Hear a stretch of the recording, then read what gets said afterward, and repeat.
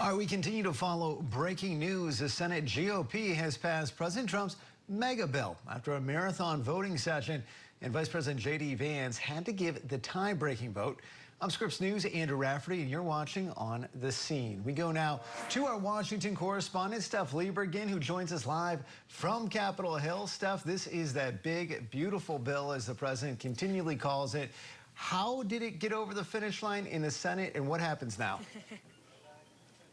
Hey, Andrew. Well, it took nearly 27 hours of voting from when the vote-a-rama started yesterday morning, that marathon voting session, before we got to that last vote on finally approving the bill with a couple amendments that did happen last night and early today on the Senate floor. The bill passed, as you mentioned, 50-50, with the vice president stepping in to break that tie. It was Senator Susan Collins, Senator Thom Tillis, and Senator Rand Paul who joined the Democrats in opposing the legislation. We heard from Senator Tillis and Senator Collins that the reason that they opposed the bill was because of the cuts to Medicaid. That's something that has been one of the most controversial elements of this bill, for the last few months, I would say now. Both of them coming out against that as why they opposed this bill. For Senator Rand Paul, it was the increase of the debt limit. That is what he was frustrated by. He tried to negotiate with the vice president in the overnight hours, but ultimately couldn't come to an agreement that would get his support for the bill.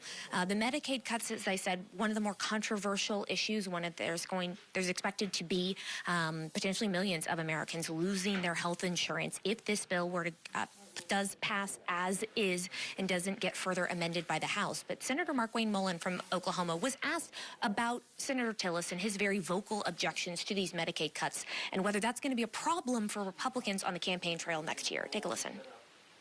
Tillis's biggest issue is specifically towards North Carolina, and some people will question if his numbers are correct or not. I'm not going to get into that, but he is a very passionate individual. I respect him. I think he's a friend, but it's not going to be. The American people know exactly what we're doing here because we've been very transparent on this, and it's going to be what we're doing is we're making Medicaid for those that deserve it, not those that want to game the system.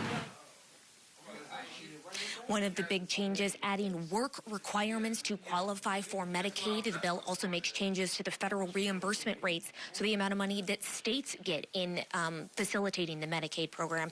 An earlier assessment from the Nonpartisan Congressional Budget Office estimated 11.8 million Americans will lose their health care over the next 10 years because of the changes in this bill. So right now, Andrew, we now have to wait and see what happens on the House side. House members already quick to get to work. The House Rules Committee scheduled to start considering the Senate changes to the bill in the next half hour. House members were previously warned that votes could happen tomorrow. They've been on alert for that, so we'll have to keep our eye on House Republicans for exactly what the vote schedule looks like over there. But if they want to get this to President Trump's desk by Friday, by that self-imposed July 4th deadline, the House cannot make any changes to this bill. They have to accept the Senate version as is. If they make changes, that means it has to come back to the Senate. That would start a conference between the two chambers, and that would definitely miss that July 4th deadline that the president has set. All right, long way to go, but a short time to get there. Scripps News Washington correspondent Steph Liebergen for us. Steph, thanks for that update.